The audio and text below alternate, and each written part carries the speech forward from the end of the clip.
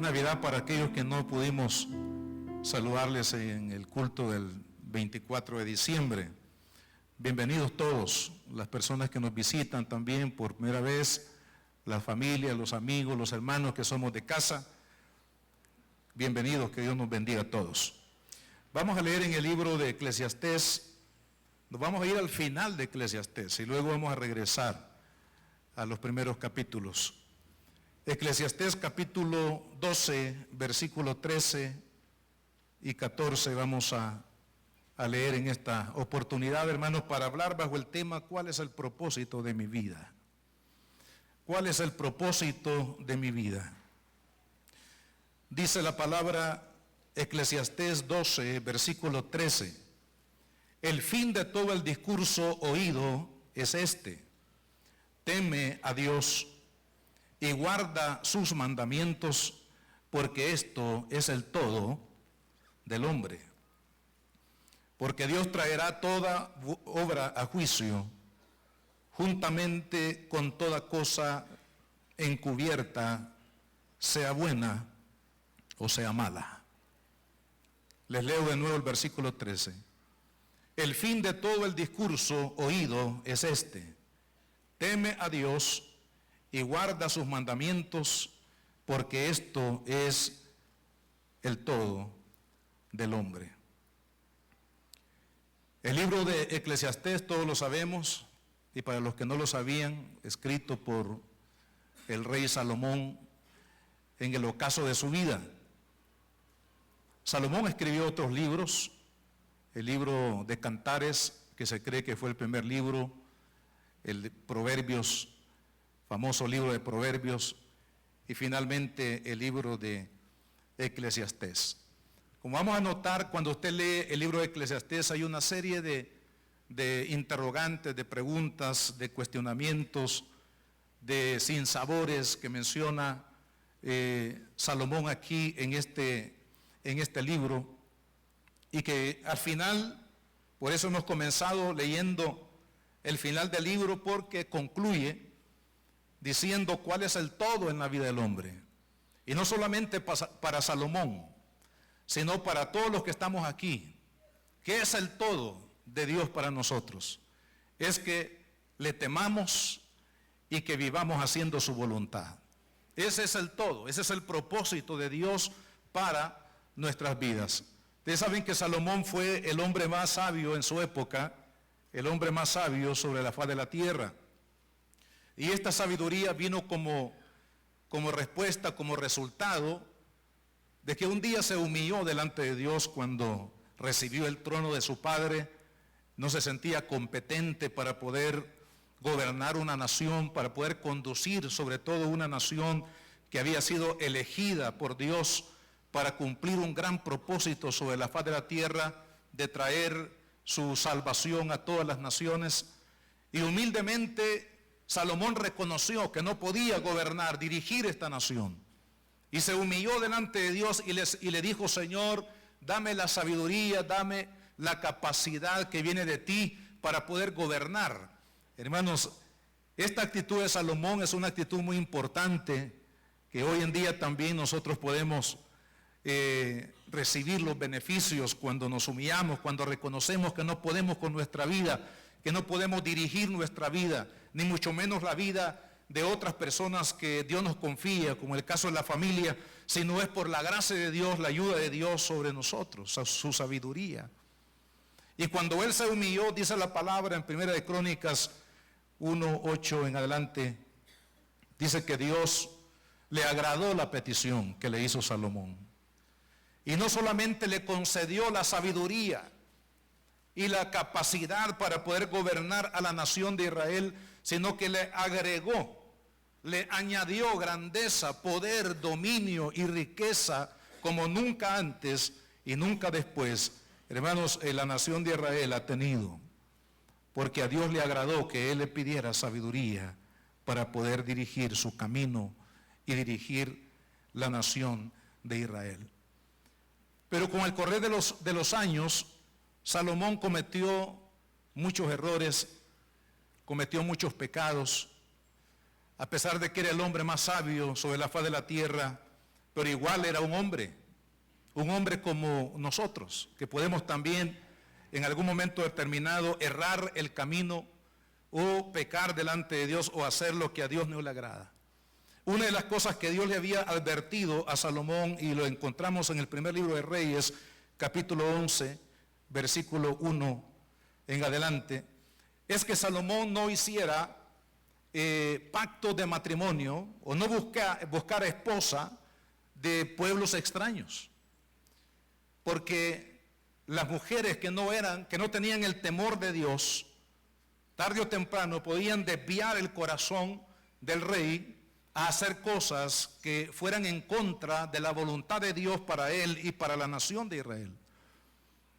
Y efectivamente este fue el camino que Salomón, por conveniencias políticas o por lo que haya sido, Salomón hizo alianzas con otras naciones a través de pactos de matrimonio y se casó con algunas mujeres que no eran israelitas y que por supuesto las costumbres, el paganismo que había en el corazón de estas mujeres tarde o temprano desvió el corazón de Salomón de la dirección, de la voluntad de Dios a hacer cosas que desagradaron a Dios en gran manera.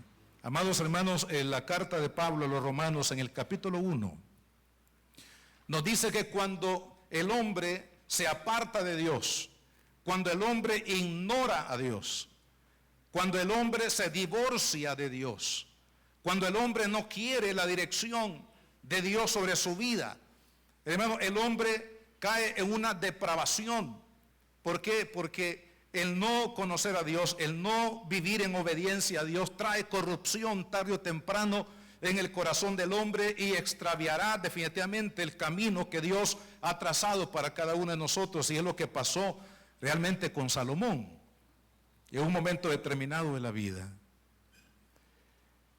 En 1965 se publicó una colección, un libro que se llamó 77 cantos de ensueño, escrito por John Berryman, un famoso poeta de los Estados Unidos. Ganó muchos premios. Este libro lo lanzó prácticamente a la fama y fue una persona muy reconocida, muchos amigos, muchos seguidores, muchos admiradores. Sin embargo, dice la historia que en un día frío de enero de 1972 escribió la última estrofa de su vida. Cruzó uno de los puentes de Minnesota allá en Estados Unidos. Dice la historia que él saludó a una persona extraña cuando iba de camino y luego saltó al vacío hacia la muerte en el congelado río del Mississippi. Y todos se preguntaban, un hombre famoso que había llegado a la cima de su vida a los 55 años de edad, haya tomado una decisión tan fatal para su vida. Pero la respuesta se encuentra en alguno de sus escritos. En una parte dice, todavía me siento muy mal con respecto a mí mismo. En otra parte de su poema escribió, después que todo se ha dicho y todo ha sido dicho, el hombre es un cúmulo de necesidad. Y estas palabras prácticamente nos dicen, hermanos, nos dan a entender que había un vacío en su alma, que había un vacío en su ser que él no había podido llenar, ni con la fama, ni con el poder, ni con la grandeza, ni con el reconocimiento, ni con todo el beneficio económico que trajo sus escritos, hermanos, a su vida. ¿Por qué? Porque no encontró el propósito de la vida, porque vivió a lo mejor muchos años, o 55 años, adquirió muchas cosas, pero no encontró el propósito de la vida. Y hermanos, cuando una persona no encuentra el propósito para el cual Dios lo creó, cuando una persona no encuentra el propósito de la vida, no importa qué es lo que haga en esta vida, no importa qué es lo que acumule en su corazón, hermanos, habrá un vacío, porque ese vacío existencial solamente Dios lo puede llenar. Un psicólogo también escribió lo siguiente: el hombre moderno en su libro En búsqueda de un alma, dice, alrededor de un tercio de mis pacientes no sufren de una neurosis que pueda definirse clínicamente, sino de una falta de sentido y un vacío en sus vidas. Esto se puede describir como la neurosis general de nuestro tiempo. Hay una neurosis, de acuerdo a este psicólogo general, que se ha generalizado en el mundo, hermano, a causa de no encontrar un vacío, es decir, no encontrar la plenitud de la vida y encontrarse con ese vacío del corazón. Víctor Frank escribió y dice: el vacío existencial es un fenómeno ampliamente extendido en este siglo. Los que no encuentran el propósito en la vida transitarán por el mundo, terminarán sin haber encontrado la plenitud para su corazón. Entonces, hagámonos la pregunta, en primer lugar, ¿cuál es el propósito de mi vida? Salomón, que es una persona que, como lo dice su libro, probó, hermano, de todo. Sin embargo, al final de su vida, en el ocaso de su vida, hace este resumen. Yo creo que este resumen el Espíritu Santo lo permitió para nuestro provecho hasta hoy en día. Y él dice: el fin de todo el discurso es este: teme a Dios y guarda sus mandamientos, porque esto es el todo en la vida del hombre. Si desciframos este versículo, en primer lugar, dice él, temor a Dios. ¿Y cuál es el temor a Dios? ¿Qué significa el temor a Dios? En el original, el temor significa reverencia a Dios. Significa respeto a su presencia, a su santidad y a su majestad. Pero que para que nosotros podamos reverenciar a Dios, respetarlo, es necesario creer en Él. Es necesario el aceptar firmemente que solo Él es el único Dios verdadero. Es necesario honrarlo. Es necesario exaltar su nombre. Es necesario reconocerlo en nuestros caminos, en nuestra vida cotidiana, y es necesario obedecerlo. Prácticamente el temor a Dios, que es el respeto, la valoración de Dios en nuestra vida, hermanos, prepara el camino para que nosotros podamos encontrar el propósito de Dios. Muchas personas buscan el propósito de su vida en el éxito, en la economía, en la profesión, en la familia y en muchos de los campos, pero realmente el propósito de la vida nunca lo va a encontrar una persona a menos que primero se encuentre con Dios. Y esto es lo que nos dice Salomón. El primer todo en la vida del hombre es temer a Dios, es reconocerlo, es aceptar que hay un creador, aceptar, tener un encuentro personal con Él en su vida. Por eso, en segundo lugar, dice, guarda sus mandamientos. Teme a Dios y guarda sus mandamientos. Los mandamientos de Dios son su voluntad. Los mandamientos de Dios los encontramos en la palabra. El hacer lo que Dios ha determinado en su palabra, lo que ha revelado en su palabra, hermanos, se debe de convertir en el propósito de nuestra vida. Y para entender esto, hermanos, cómo la voluntad de Dios debe de convertirse en el propósito de mi vida, veámoslo en el ejemplo de nuestro amado Señor Jesucristo. Hermano, Jesucristo no vino a este mundo sino para hacer la voluntad de Dios. Amén. En el libro de Juan solamente encontramos 12 referencias directas de Jesús hablando acerca precisamente de su propósito en la tierra. Él en repetidas ocasiones dijo: no he venido para hacer mi voluntad, sino para hacer la voluntad del que me envió. No vine para comunicar lo que yo quiero comunicar, sino lo que he oído de mi Padre, lo que he escuchado de mi Padre, eso es lo que les comunico a cada uno de ustedes. Y quiero, hermanos, que veamos en 3 pasajes del Evangelio de Juan. Les pido que vaya conmigo ahí al Evangelio de Juan para que podamos comprender aún más cómo la voluntad de Dios debe de convertirse en el propósito de nuestra vida. En el capítulo 3 de Juan, en el versículo 13, dice: nadie subió al cielo sino el que descendió del cielo, el Hijo del Hombre que está en el cielo.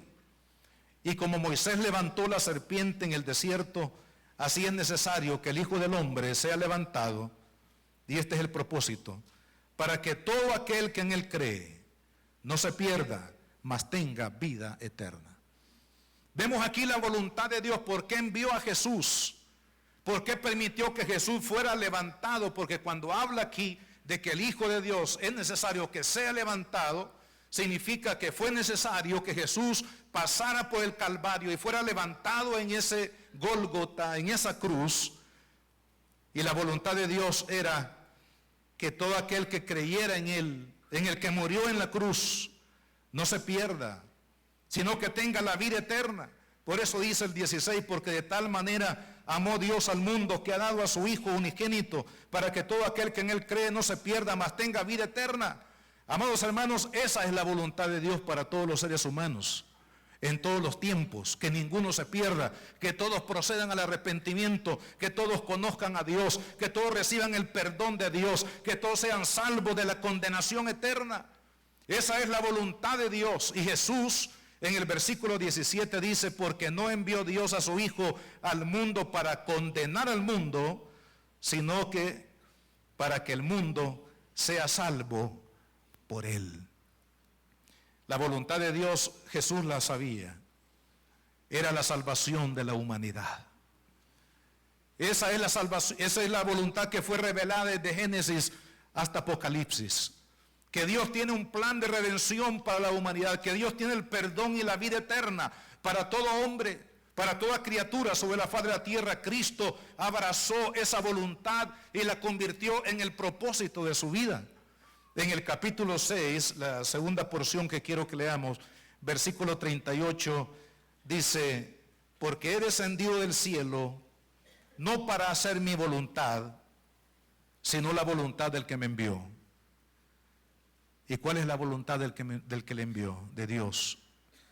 Y esta es la voluntad del Padre, el que me envió, que de todo lo que me diere, no se pierda nada, sino que lo resucite en el día postrero. Y esta es la voluntad del que me ha enviado, que todo aquel que ve al Hijo y cree en Él, tenga vida eterna, y yo le resucitaré en el día postrero. Jesús entendió que la voluntad del Padre era la salvación del alma del hombre, de toda persona en todo tiempo. Hoy en día, hermanos, ¿cuál es la voluntad de Dios? Que usted y yo seamos salvos. Que las naciones, los pueblos que nunca han escuchado el mensaje del Evangelio de Cristo puedan oírlo, puedan escuchar la voluntad de Dios para sus vidas y tengan la oportunidad de aceptar esa voluntad o de rechazar esa voluntad divina. Jesús entonces hizo de la voluntad de su Padre su propósito en la vida. En el capítulo 17, conocido como el capítulo del gran intercesor Jesús, por usted y por mí, en los primeros 3 versículos, dice, estas cosas habló Jesús, y levantando los ojos al cielo dijo, Padre, la hora ha llegado, glorifica a tu Hijo, para que también tu Hijo te glorifique a ti, como le has dado potestad sobre toda carne, para que dé vida eterna a todos los que le diste. Esta es la voluntad de Dios. Dar vida eterna a toda alma que necesita el perdón de Dios, que necesita la salvación de Dios. Y en el versículo 3 dice, y esta es la vida eterna. ¿Se ha preguntado usted alguna vez qué es la vida eterna de la cual habla la Biblia, de la cual hablan los predicadores? Dice, esta es la vida eterna, que te conozcan a ti, el único Dios verdadero, y a Jesucristo, a quien tú has enviado. Amado hermano, la voluntad de Dios es la salvación del hombre. Jesús hizo esa voluntad del Padre, el propósito de su vida. Y no hubo sufrimiento, no hubo desprecio, no hubo calvario, no hubo, hermano, amenaza que pudiera detener a Cristo para el cumplimiento de su misión en la cruz del Calvario. ¿Por qué? Porque Él había hecho, hermanos, el propósito de su vida, la voluntad de su Padre. Entonces Salomón resume y dice, el propósito de mi vida es temer a Dios y es guardar sus mandamientos, es decir, hacer su voluntad. Y concluye, esto es el todo en la vida. ¿Qué es el todo en la vida suya? Trabajar,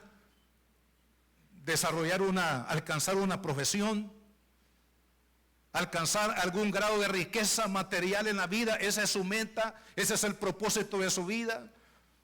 Fabricar carros, pintar vehículos, vender, ser, hermano, el hombre, el negociante más exitoso del Salvador?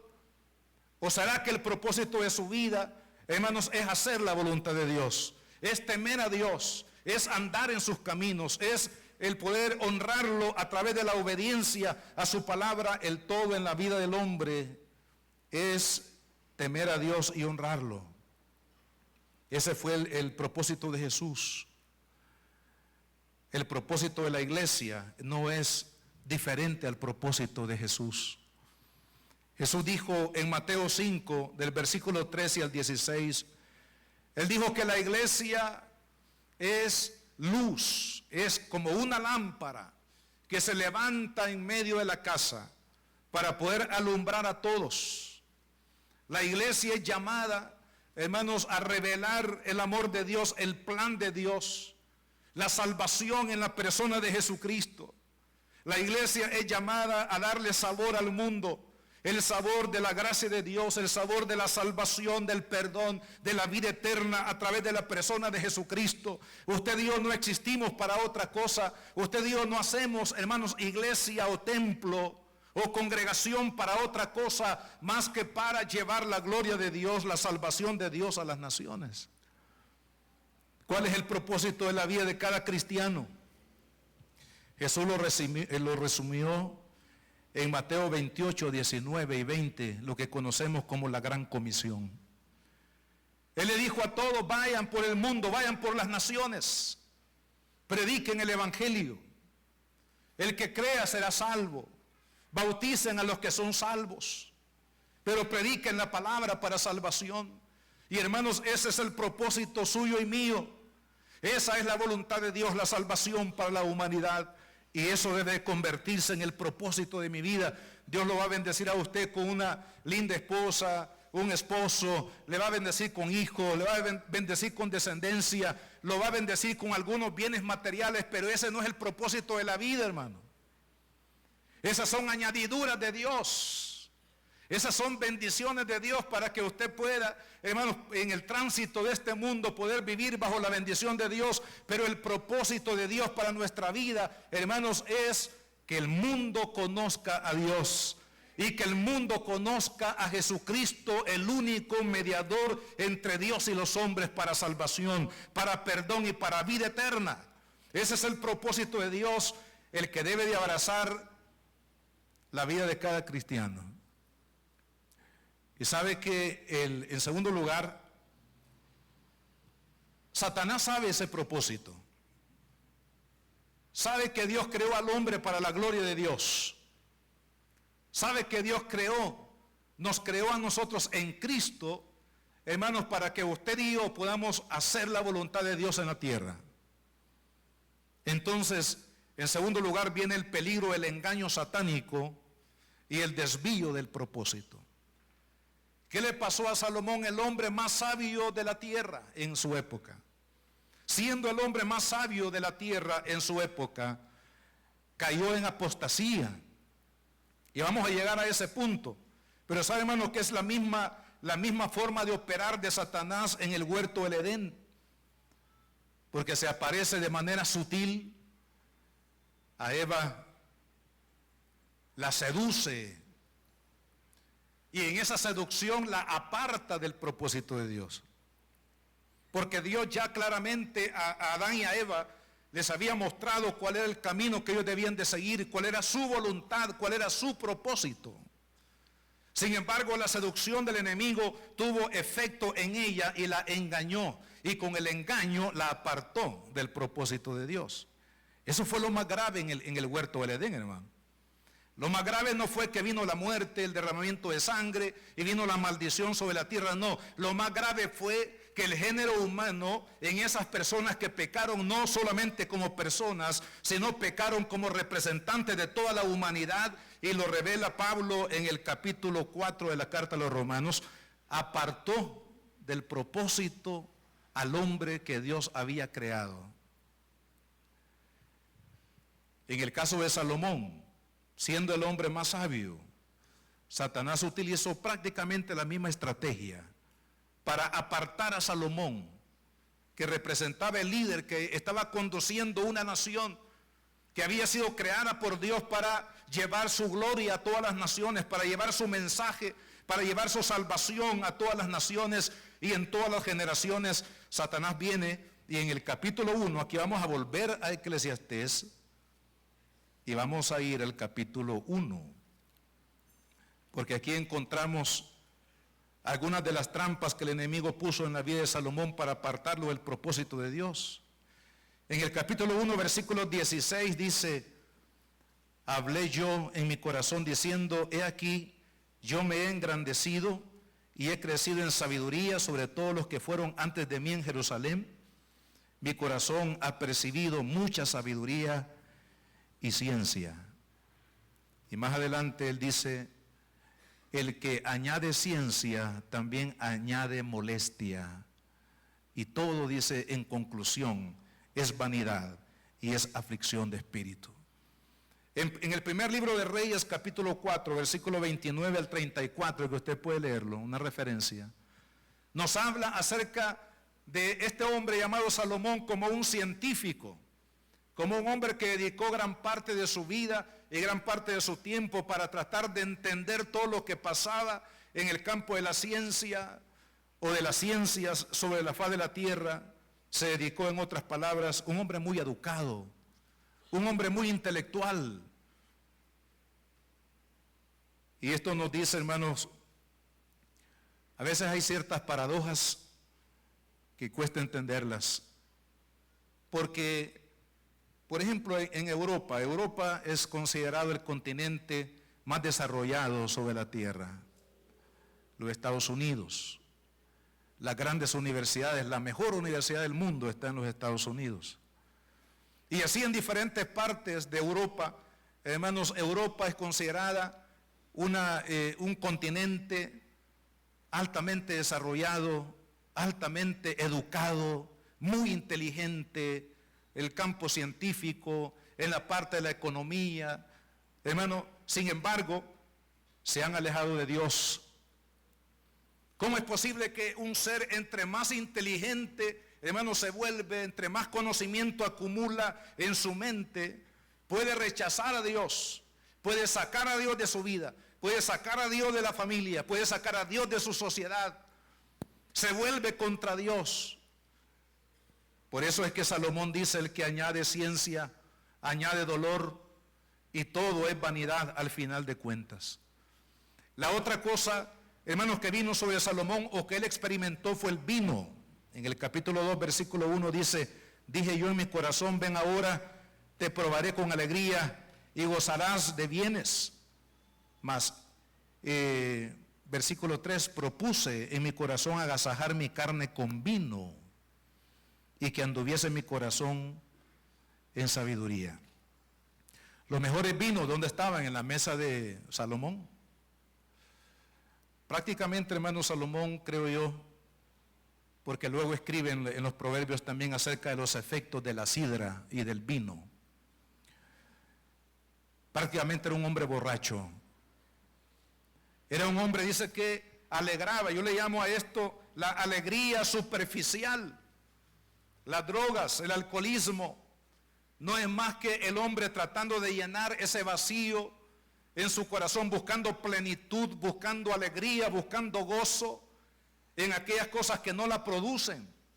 Es más, Salomón en el libro de Proverbios 20 y el 23 menciona todos los efectos nocivos y destructivos, hermanos, que trae el volverse esclavo del vino, el volverse esclavo del alcohol. Algunos dicen que el alcoholismo es una enfermedad. No, el alcoholismo es una atadura, hermano. El alcoholismo no es una enfermedad como lo han etiquetado en el campo secular.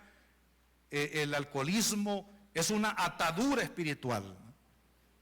Sin embargo, este hombre probó los mejores vinos, se embriagó cuántas veces, sin embargo, no hubo plenitud en su corazón. La otra cosa es la acumulación de riquezas. Versículo 4 dice: engrandecí mis obras, edifiqué para mi casa, planté para mis viñas, me hice huertos, jardines, planté árboles de todo fruto, me hice estanques de agua para regar con ellos el bosque donde estaban los árboles, compré siervos, siervas, tuve siervos nacidos en casa, también tuve posesión grande de vacas, de ovejas, más que todos los que fueron antes de mí en Jerusalén.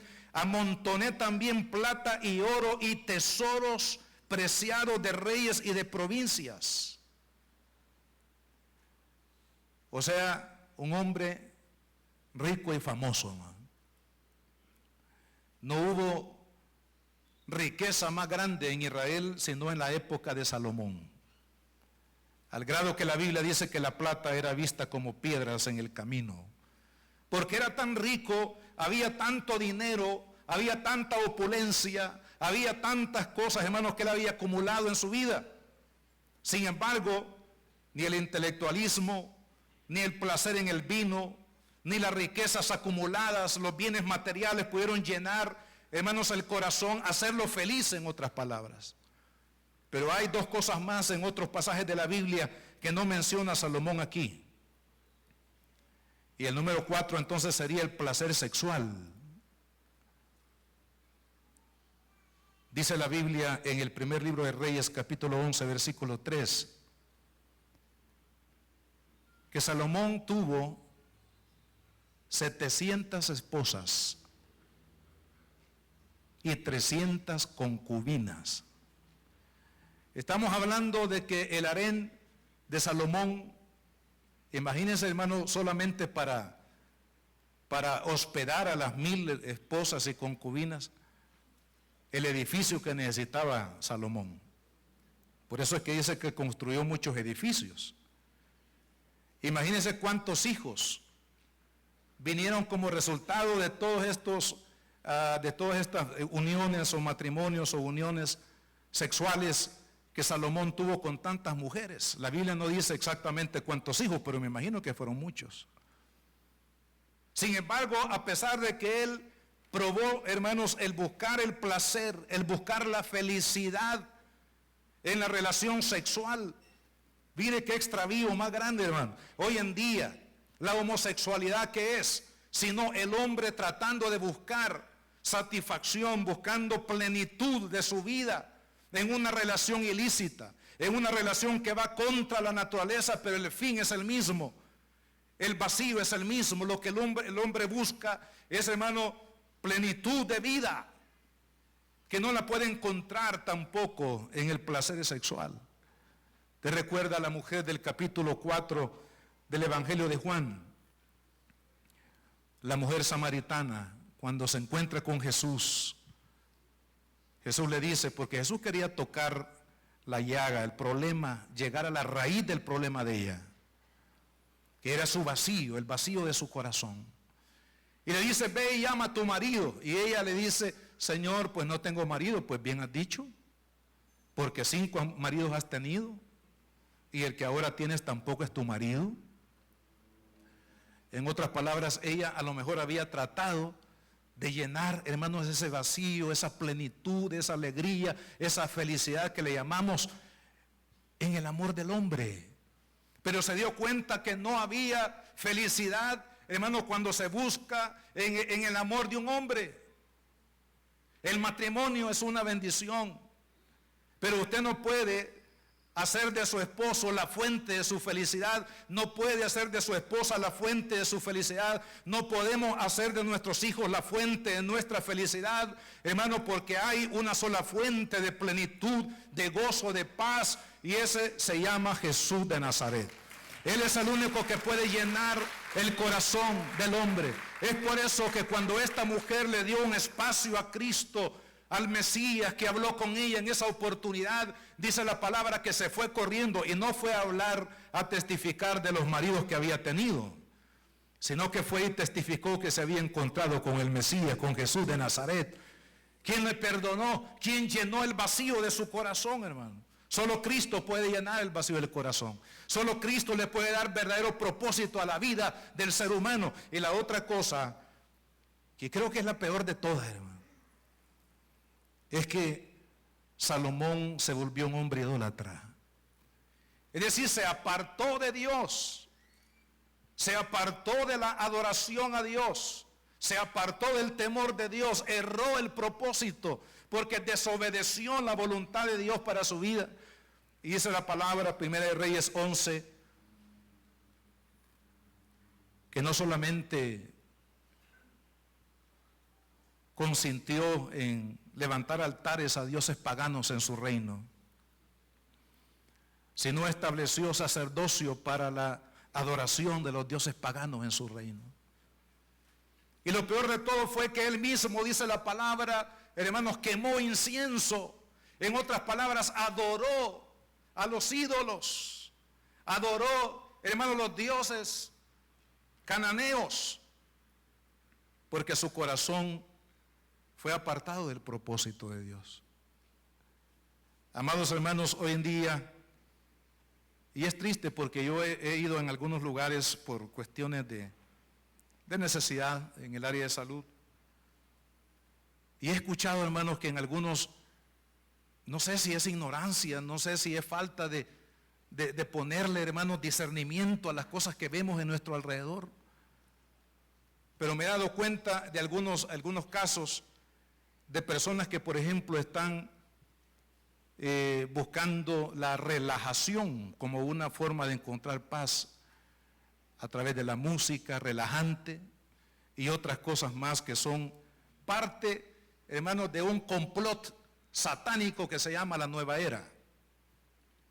Hay un peligro inminente aún para aquellos que estamos dentro de la iglesia, aquellos que conocemos la Biblia, hermanos, de lo que yo le voy a llamar el Dios de la nueva era. La nueva era es un movimiento ocultista, vestido de religiosidad y filosofía humanista. Pero vea que el fin de la nueva era es desviar al hombre de la verdad y propósito de Dios al negar la absoluta salvación en la persona de nuestro Señor Jesucristo. Ese es todo el fin de la nueva era. Negar que Jesús sea el único camino, verdad y vida.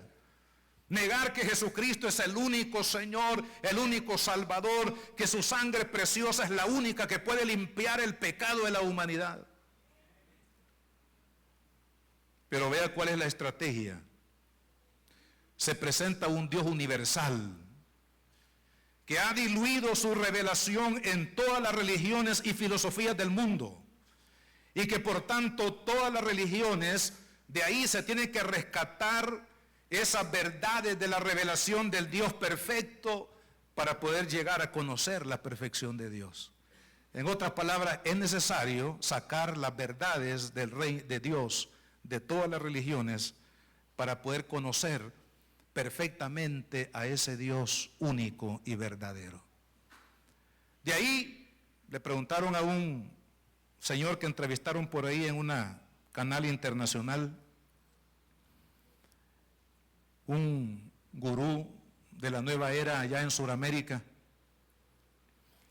escritor de 10, 12 libros de motivación personal, pero a diferencia de otros que se han dedicado al campo de la motivación personal secular, digámoslo, este hombre tiene una característica, que toda su motivación, sus cursos de motivación personal están fundamentados sobre la filosofía, la doctrina de la nueva era. Y el entrevistador le pregunta, ¿y para ti cuál es la religión perfecta?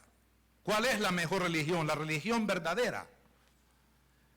Y él contesta y dice, la religión verdadera es poquito de cristianismo, poquito de islamismo, poquito de judaísmo, la meditación, el yoga, la energía, el cosmos, el bien y el mal, el sol, la luna, la naturaleza.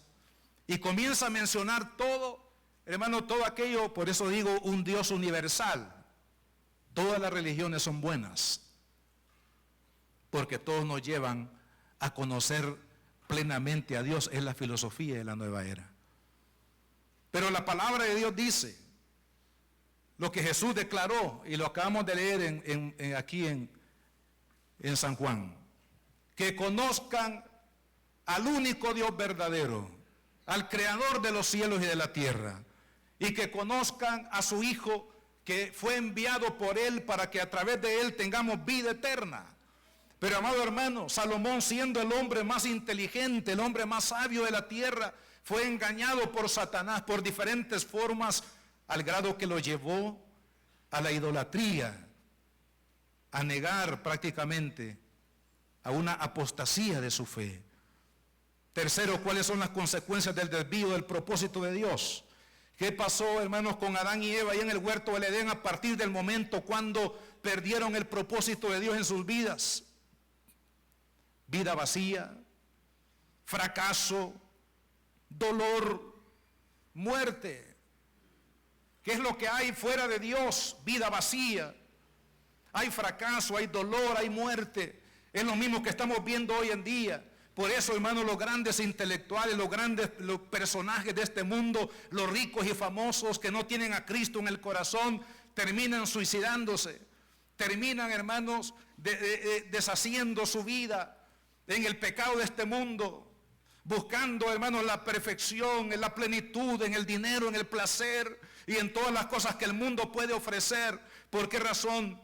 Porque no encuentran la manera como llenar, cómo suplir esa necesidad en su corazón. Al grado que Salomón, en una palabra, resume las consecuencias de vivir fuera del propósito de Dios. Dice el versículo 1-2 de su libro: vanidad de vanidades, dijo el predicador, vanidad de vanidades, todo es vanidad. Y resulta que la palabra vanidad en el original significa vacío, transitorio e ilusión. Quiere decir que todo lo que no viene de Dios es vacío. Todo lo que no se fundamenta en Dios, familia, profesión, dinero, metas que no están fundadas en la voluntad de Dios, hermano, eso es vacío, es transitorio y es una ilusión. Por eso es que hay tantas personas con vida vacía, en fracaso, en dolor y muerte, a pesar de que tienen cosas. Y yo busqué en las versiones, en diferentes versiones, este versículo de Eclesiastés 1:2. Se lo voy a leer en varias versiones. La versión Nueva Internacional dice: lo más absurdo de lo absurdo, dice el maestro, todo es absurdo. La traducción en lenguaje actual dice: en esta vida nada tiene sentido, todo es una ilusión. La Nueva Traducción Viviente dice: nada tiene sentido, dice el maestro, ningún sentido en lo absoluto. La Biblia Hispanoamericana dice: pura ilusión, dice el predicador, pura ilusión, todo es ilusión. Y Dios habla hoy, dice: vana ilusión, todo es vana ilusión. Cuando no estamos viviendo en la voluntad de Dios, como lo hizo Jesús, Jesús hizo de la voluntad de Dios su propósito. Y la única forma como hallarle sentido a esta vida, amado hermano, es hacer de la voluntad de Dios nuestro propósito, como lo hizo Cristo. Porque de lo contrario, todo, hermano, lo que hagamos y lo que alcancemos en este mundo será vano. Y finalizo con esta pregunta: ¿cómo corregir entonces el rumbo? ¿O cómo alcanzar el propósito de Dios? Hay una sola forma de hacerlo. Tenemos que asegurarnos que Jesús está reinando en nuestro corazón. Tenemos que asegurarnos, no que de oídas había oído a Cristo, no que estoy cansado de oír el nombre de Cristo, no que lo he escuchado y ya me acostumbré al nombre de Cristo desde mi niñez y mi juventud. No se trata de haberlo oído muchas veces. No se trata, hermanos, que la cultura en la que vivimos es cristiana. Se trata de tener un encuentro personal con Jesucristo, que es completamente diferente. Solamente aquel que ha tenido un encuentro personal con Jesucristo puede, hermanos, asegurar y estar totalmente convencido que Cristo está reinando en el corazón, reinando en su vida, porque Cristo, hermanos, es el propósito de la vida. y es el que debe de reinar en nuestro corazón. Tan importante, hermanos, tan vital es la vida de Jesús en la vida del hombre que realmente quiere vivir con propósito en la vida, que vea lo que dice la Biblia acerca de Jesús. En Juan 1:1 dice que Jesús es el verbo de Dios. En el 1:4 dice que es la vida. En el 1:5 dice que es la luz de los hombres. En el 1:29 dice que es el Cordero de Dios por medio del cual Dios quita el pecado de nuestro corazón. En el 6:48 dice que Jesús es el pan de vida que sacia el hambre del alma del hombre. En el capítulo 8, versículo 12, dice que Jesús es la luz del mundo, es la sabiduría de Dios, es la revelación de Dios al mundo. En el capítulo 10, versículo 11, dice que Él es el buen pastor de las ovejas. En el 10:7 dice que Él es la puerta del redil de Dios. En el 11:25 dice que Él es la resurrección y es la vida. En el 14:6 dice que Jesús es el camino, la verdad y la vida y que nadie va al Padre si no es por Él. En el capítulo 15, versículo 1 dice que Jesús es la vid verdadera, la que nutre el alma del hombre. En el 17:9 dice que Jesús es el gran intercesor de nuestras almas. El apóstol Pablo en 1 Corintios 1:24 dice que Cristo es el poder y la sabiduría de Dios. En Efesios 3:16 al 19 dice que Cristo es la riqueza espiritual de Dios para usted y para mí. Romanos 5:18 dice que Jesucristo es la justicia de Dios para nosotros. En Colosenses 2:9 dice que Jesucristo, en Él está la plenitud de Dios y estamos completos en Él. En el capítulo 3, versículo 11 de Colosenses dice que Cristo es el todo y en todos. Colosenses 1:27 dice que Cristo es la esperanza de gloria para el hombre. En 1 Timoteo 2:5 Pablo dice que Jesucristo es el único mediador entre Dios y los hombres. En Hebreos 4:14 dice que Cristo es nuestro sumo sacerdote que traspasó los cielos y abrió un camino nuevo para que usted y yo podamos ir al Padre. En Apocalipsis 1:8 Juan dice que Cristo es el alfa y la omega de nuestra vida. Él es el principio y el final de nuestra vida. Un famoso también escritor, Jack Higgins, escribió estas palabras, dijo: algo que sé ahora y que desearía haber sabido antes es que cuando uno llega a la cumbre del éxito, no hay nada allí. Y esto me recuerda lo que se cuenta del primer hombre que llegó al pináculo del Everest. El primero que conquistó esa montaña, que es la más alta del mundo. Arriesgó su vida, sufrió mucho para poder llegar al pináculo de ese como una conquista, un sueño de su vida. El propósito de su vida era no morir sin antes alcanzar el mayor ideal que él se propuso en la vida, que es alcanzar las alturas del Everest. Y dice que cuando llegó ahí, se sintió tan vacío. Solo pudo ver por 5 minutos desde aquella altitud. Tomó unas fotos, unas cuantas fotos, y eso fue todo, y bajó. Pero interesante, cuando estaba ahí en el pináculo, en el éxito que se había propuesto, se sintió, dice, tan vacío. Y amado hermano, esto nos recuerda lo que le pasó a Saulo de Tarso. Saulo de Tarso era un hombre muy reconocido dentro de su sociedad. Era un gran teólogo, era un tremendo líder religioso. Era un hombre que había llegado, hermanos, a la cima del éxito. Sin embargo, cuando estaba ahí se sintió tan vacío.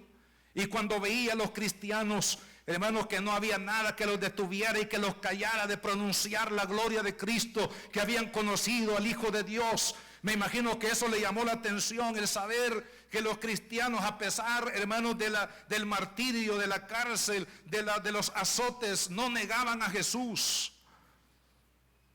Dice la Escritura, cuando él se convirtió a Cristo, en la carta a los Filipenses, capítulo 1, versículo 21, él escribió estas palabras: para mí el vivir es Cristo y el morir es ganancia. ¿Por qué? Porque él encontró el propósito de su vida en Cristo Jesús. Encontró la razón de la vida, la plenitud de la vida en Cristo. Y más adelante en el capítulo 3, a raíz de ese encuentro con Jesús, dice: y ciertamente aún estimo todas las cosas como pérdida por la excelencia del conocimiento de Cristo Jesús mi Señor, por amor del cual lo he perdido todo y lo tengo por basura para ganar a Cristo. Gloria al Señor. Hermano, toda la grandeza, toda la riqueza, toda la fama, todo el poder que este hombre, hermanos, almacenó para su vida, renunció a ella. Lo consideró como basura. ¿Por qué? Porque había encontrado la perla de gran precio, que es Jesucristo, el Hijo de Dios. Había encontrado la plenitud de la vida, había encontrado el propósito de la vida. Amado hermano, fuera de Cristo no hay propósito que valga la pena. Porque todo lo que usted haga, hermano, familia, hijos, esposa, casa, trabajo, dinero, sabiduría, intelectualidad, todo lo que usted pueda almacenar en la vida, 40, 50 años que usted viva acá, hermano amado, y no tiene a Cristo en el corazón, todo es vanidad, todo es una ilusión. Todo es transitorio. Dijo Job: desnudo salí del vientre de mi madre y desnudo volveré allá. Solamente lo que es de Cristo, hermano, va a trascender la eternidad. Solo Cristo en el corazón va a trascender a la eternidad. Y el propósito de nuestra vida no es más que Jesús. Asegúrese que Jesús sea el Rey de su corazón. Oremos, Padre. En esta mañana, Dios amado, te damos las gracias. Oh Jesús, tú eres, Señor, el propósito de nuestra vida. Pónganse de pie, hermanos, ya nos despedimos. Pero quiero hacer una invitación para todas aquellas personas. Si tenemos aquí algún amigo que todavía no ha hecho a Jesús el Señor de su vida, el tesoro de su corazón, quiero decirle que usted nunca encontrará plenitud de vida, nunca encontrará propósito para la vida, sino en Jesús. Esta vida es transitoria, esta vida se termina tarde o temprano, y lo que permanecerá en la eternidad es Jesús en nuestro corazón. Él es el único eterno. Así que queremos hacer esta invitación para alguna persona que todavía no ha recibido a Cristo en su corazón, que todavía no le ha dicho sí al Hijo de Dios. Él es el propósito de nuestra vida. Haga de Cristo el propósito de su vida, como lo hizo Pablo. Si usted quiere en este día tomar esta decisión, la más importante de toda su vida, dígale a Jesús en este día: Señor, ven a mi corazón, perdóname, cámbiame, sé el Señor y el Rey de mi vida. Y el Hijo de Dios le dará a usted propósito para vivir. Haga esta oración conmigo. Dígale: Padre, en el nombre de Jesucristo, vengo delante de ti para pedirte perdón, Señor, por todos mis pecados. Reconozco que he vivido lejos de ti. Reconozco, Jesús, que mi corazón está vacío a pesar de todo lo que he logrado en la vida. Señor, yo te recibo en mi corazón como mi único Señor, como mi único Dios, Salvador. Perdóname. Perdona todos mis pecados, cambia mi vida. Dame la vida eterna, Señor. Dame tu propósito para vivir los días que restan de mi vida. Señor, te entrego mi vida. Oh Señor, gracias por amarme, gracias por haber derramado tu sangre preciosa. Gracias por el perdón de mis pecados, gracias por la vida eterna. Ayúdame a vivir para ti, Señor, todos los días de mi vida, Padre. Oh, gracias, Señor. En el nombre de Jesús. Señor, te pido en esta mañana tu bendición para toda esta congregación, Padre. Señor, ayúdanos a vivir que el propósito de nuestra vida sea Jesús, sea Cristo, su voluntad preciosa. Señor, que no haya nada que pueda desplazar a Jesús de nuestro corazón. Que Él sea el Rey y Señor siempre en nuestra vida, Señor. Gracias, Padre. Bendice a tu iglesia. Bendice a cada una de las familias, Señor, que están aquí, aquellos que en la distancia, Señor, escuchan tu palabra. Señor, que Jesús sea el centro de nuestra vida. Gracias. En el nombre de Jesús. Amén y amén. Que Dios les bendiga, amados hermanos.